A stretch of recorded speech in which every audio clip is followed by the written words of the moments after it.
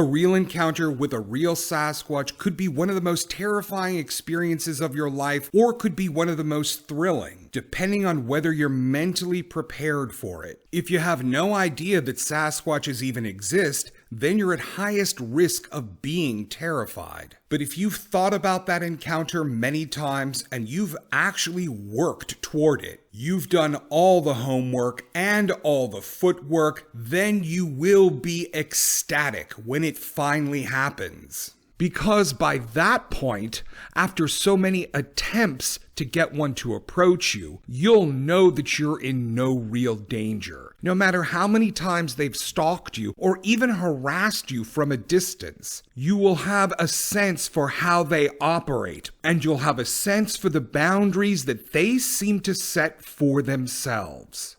More than a decade ago, during some BFRO expeditions, some prep talks developed into the little green man analogy. The purpose of this talk is to help newbie participants know what not to worry about when they finally have that encounter. Here's the basic analogy and visualization. Imagine you're a furry caveman, and that you live in a primitive forest world. And you have a family to feed and protect in that world. You all live off the land. You and your family have no possessions, no clothes, and no permanent dwelling. Your body is designed for that lifestyle, so you live that way without needing to develop any further technologically. Your lifestyle and your habits are optimized for survival in this primitive world. Survival in your world requires finding water wherever you go, and different plants and animals of various types. Survival also requires avoiding the little green men, the hectic little aliens who carry ray guns and who often intrude into your primitive world. The little green men are very advanced technologically. They zip around in little spaceships, and they sometimes land in your area. They're handicapped in your world in various ways compared to you, but they are dangerous. Although they cannot see in the dark, they usually carry bright lights. They also carry powerful ray guns, which they use to kill deer.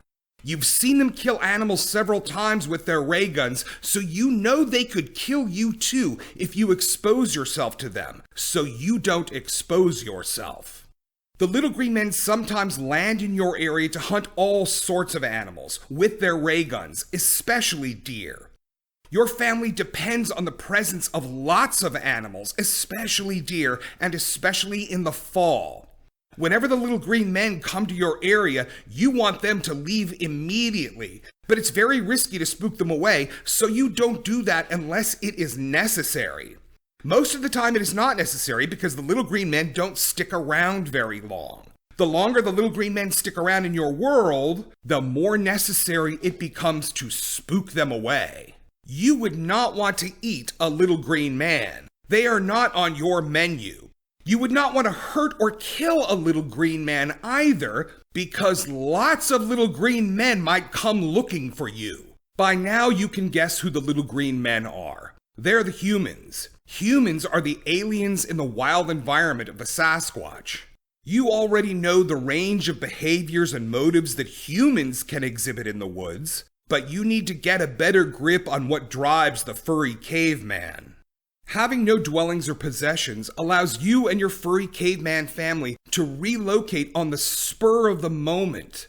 Sometimes you need to evacuate an area because of weather changes. If a snowstorm hits, you may need to descend to a lower elevation very quickly, or climb up a mountain pass and over to the wind-sheltered side of a mountain range. Your family may need to get up and go immediately for other reasons too, like the family business. The family business is to push herds of deer and contain them in particular grazing areas, kinda like cowboys do with cattle. Your family drives deer herds through the forest by making powerful knock sounds with large sticks. When your family spreads out a good distance apart and forms a drive line, they can drive deer the direction they need them to go, using coordinated knock sounds to scare them. The deer move away from those sounds. Sometimes when there's no good sticks handy, you will clack large rocks together to achieve the same effect.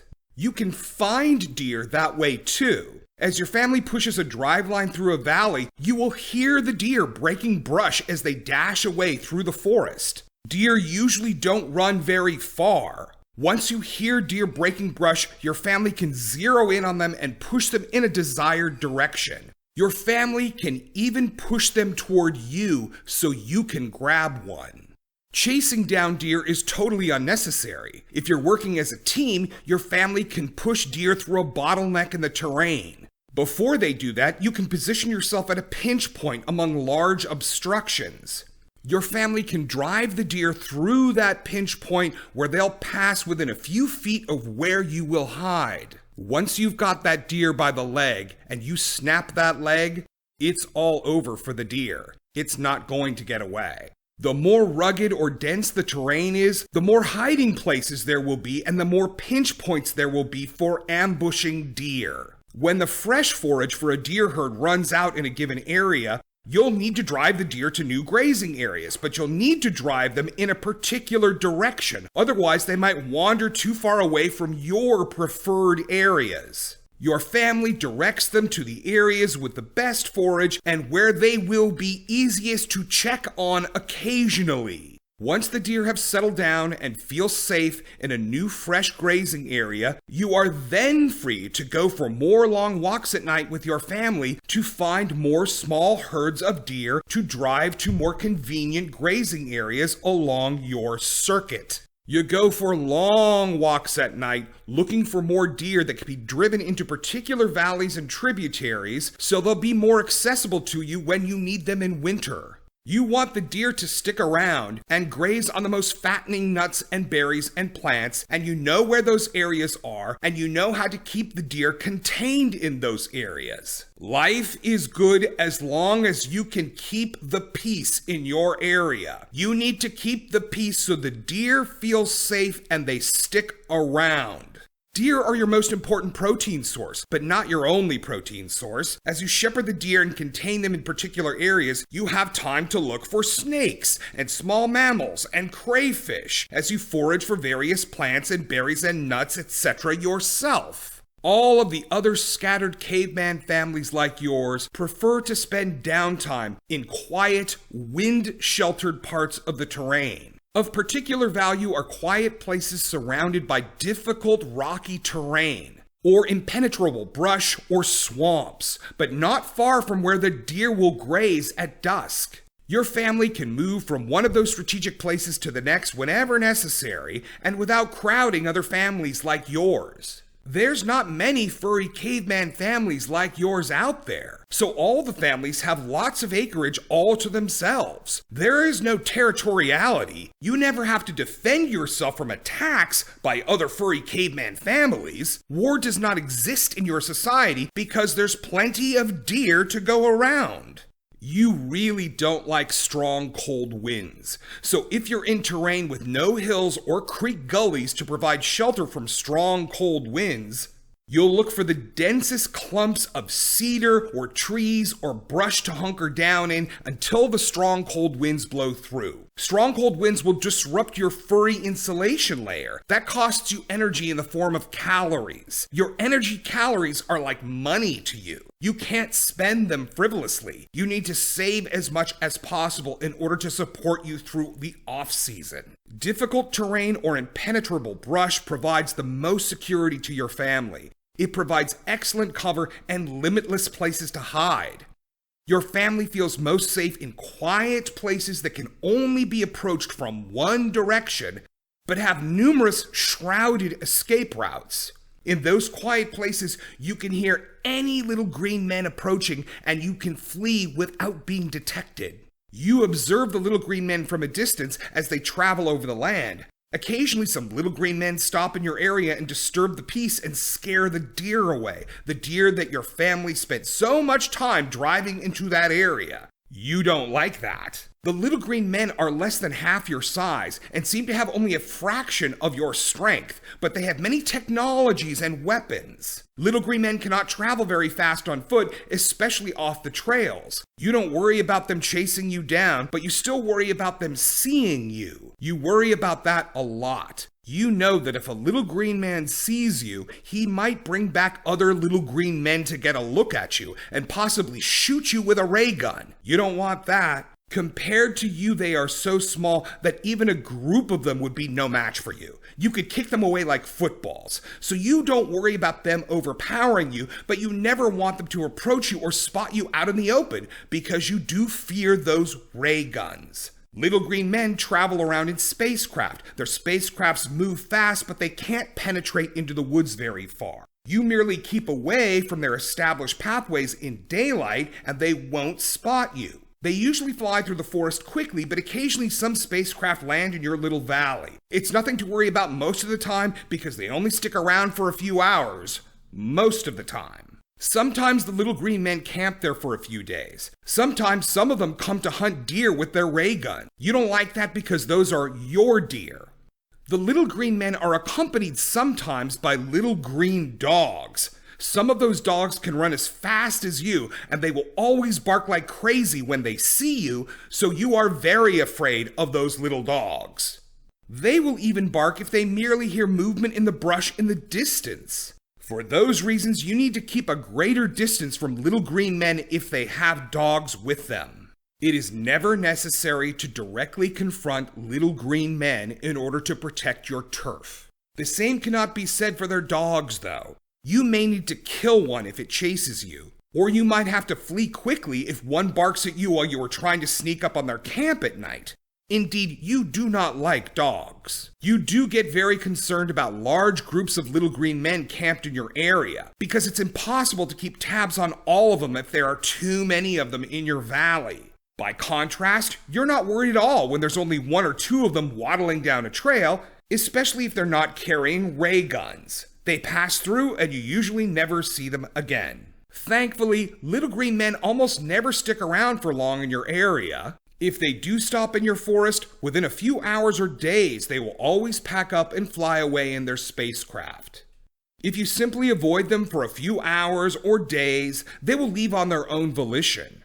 You know you should never kill a little green man. You don't want to injure one either because you know what happens. You've seen it happen on the highway. When a little green man is hurt or in distress, a loud swarm of little green men will come to help, which is the opposite of what you want. You want them to leave and never come back. You don't want them to mass up and scare even more of the deer away. If some little green men are camped in your area and they are scaring the deer away, then you have to play tough. You have to spook them after dark. You need to make them feel uncomfortable in that area, but without letting them see you.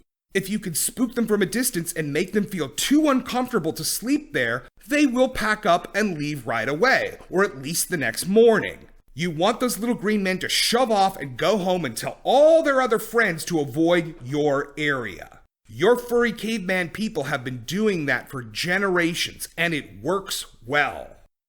Because the little green men are your biggest threat, you need to know about them and how they operate. You watch them whenever you can to learn their ways. After observing many camps of little green men over the years, you've noticed something interesting. They have trouble seeing in the dark. That's a good thing for you because your kind has no problem seeing in the dark. You are made for stalking deer in forests at night. Also, you do everything pretty quietly, whereas the little green men make noise almost constantly, especially when they fly around in their spacecraft. You can usually hear them coming, and then their campfires and flashlights all allow you to keep track of them after dark, so you don't have to worry about bumping into one by accident at night. They don't go into the woods at all after dark. Their vision handicap combined with their physical shortcomings are very comforting to you and your family. It means you can approach their camps at night even and inspect the camp and see if they are hunting deer. Even if they see you moving near their camp and they react, you're safe as long as you can run away into thick brush pretty quickly. You might watch them for hours as you try to assess what they're doing. You need to know if your family needs to evacuate the area. If there are many of them coming into the area to hunt deer, that it is simply too risky to hang around. For that reason, you need to keep tabs on them and monitor their camp to see when they are gathering. You need to know how much of a threat your family might face from a gathering of little green men. At times of year when you really need to protect your family's food supply, you'll always pay closer attention to them. Sometimes you want the little green men to leave your area right away, and in those situations, you're more willing to scare and intimidate them, but not through direct, open confrontation. You can throw rocks at them from a distance. You can topple over dead trees. You can also make intimidating sounds by snapping heavy branches. You can demonstrate how big and strong you are by stepping loudly through the brush once they're inside their tents and trying to sleep. Most of the time, that works. It scares the little green men into leaving the area sooner than they would otherwise. Occasionally, other families like yours travel through the area and make contact with you and your family. Your lifestyle doesn't provide many social opportunities, so you are always happy and eager to greet the other families when they come around looking for you. You are happy to have friendly visitors. If a neighboring family is shadowing a large herd of transient deer or elk into your area, you may hear the family as they knock back and forth to each other to signal their positions and keep the deer and elk moving in the preferred direction. When you and your family notices the familiar knocking sounds of a deer drive, you all go out and join them in the hunt. You also enjoy the social contact on those occasions. That is your world and your society. Except for the weather, your world is nicely stable and predictable. It is civilized in its own special way, and it has been that way for thousands of years. Then one night, something very odd happens. You hear knocking in the woods. It sounds just like what your family does in the woods. The knocking sounds are irresistible to you. You feel compelled to investigate the sounds because you associate the sounds with social interaction. You knock back to announce yourself. You assume the knock makers are others like you. As you get closer to the sounds, you spot some small upright figures moving slowly down a trail in the dark. You've never seen little green men in the woods at night, especially with no lights on, so you still assume they must be others like you, maybe juveniles. When you get closer, you become more concerned about their identities. And you don't see any artificial lights, which little green men always have with them in the woods at night, so you're confused, but still very, very curious. These mysterious figures are walking down a trail and seem to be knocking just like you do to drive deer. You are compelled to follow them and get close enough to see exactly what they are and what they're up to. They walk for a while, then stop and look around. You stop whenever they stop so they won't hear your footsteps as you shadow them. You continue to parallel them as they move along the main trail. You follow them all the way back to their camp. It turns out to be a camp full of little green men. Now you really want to know what they're up to, so you continue to watch them from a safe distance until they go to sleep in their tents. You see boxes and coolers in their camp, so you know there's food, but you don't know if they brought food or if they're collecting food. You want to look in those boxes to find out if they're collecting your food. The only way you can do that safely is by waiting until they're all asleep.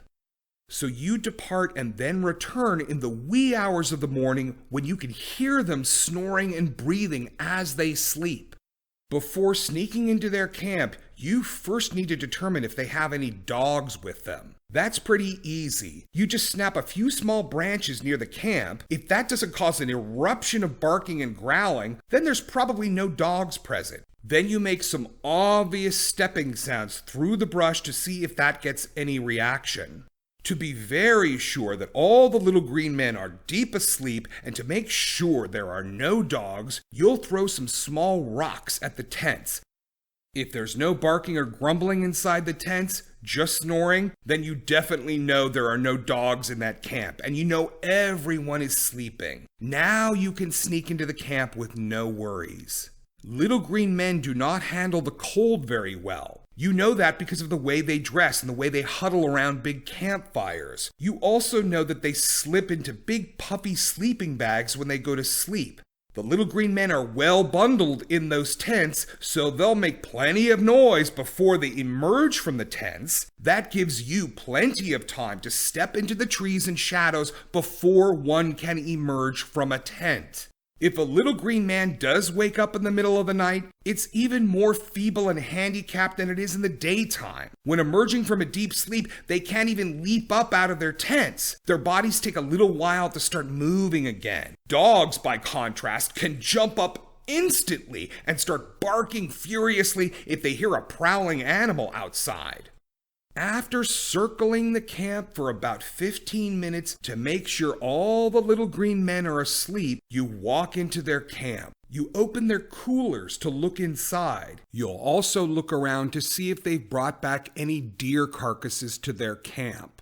In one part of their camp, the ground is a little muddy, and you carefully avoid stepping in the mud so you won't leave any footprints for them to find the next morning. Little green men pay a lot of attention to animal tracks, so you know they would notice tracks like yours. If the ground is muddy in the early evening, but the temperature drops below freezing, you'll wait until the ground is frozen so you can walk around freely without leaving any tracks behind in the mud. In the camp of little green men, you don't find any deer carcasses or gut piles, but you're not sure what these little green men are up to. In order to figure that out, you'll need to come back each night to watch them some more, and you'll do that in a particular pattern. You'll come and watch the camp from a distance for a little while right after dark because you want to see if they're prepping to walk out from the camp again as they did the night before. You might shadow them, or you might simply leave and return in the wee hours of the morning to see if they brought anything back gathered from the woods. Many expedition participants say that this talk has helped them make sense of the things they've heard during expeditions in Bigfoot areas at night. We do believe that the little green man analogy is a fairly accurate representation for how Sasquatches operate and how they interact with humans and how they are able to survive among us.